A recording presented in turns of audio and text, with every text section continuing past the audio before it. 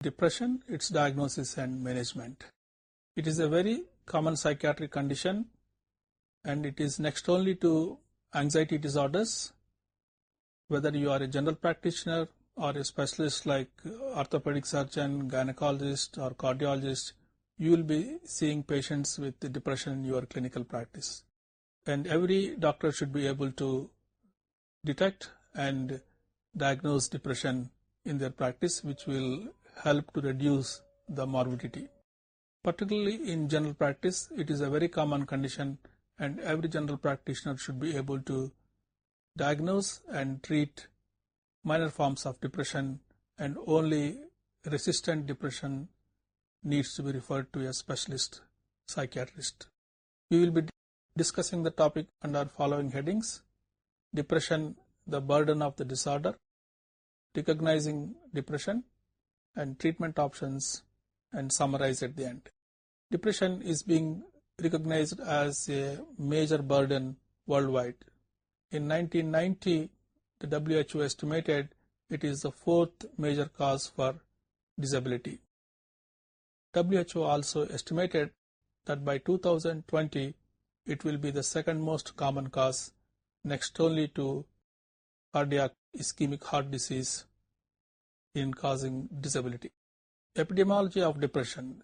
The lifetime prevalence in women is about 20%. That means most women, 20% of women at some point in their lifetime will suffer from depression. The point prevalence is 5%. That is, at any given time, 5% of population will be suffering from depression. This is quite significant for a general practitioner, and up to 20% in medical population, that is, those who attending the clinics, will be suffering from depression.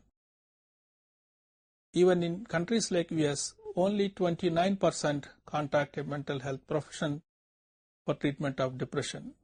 Many people do not know that it is treatable, and some don't believe in antidepressant, and some have stigma. Because of this, they don't attend to a psychiatrist, or it is not diagnosed by general practitioners also because of this reason. It is often under-recognized and is responsible for morbidity. What are the risk factors? Women are twice as likely as men to suffer from depression.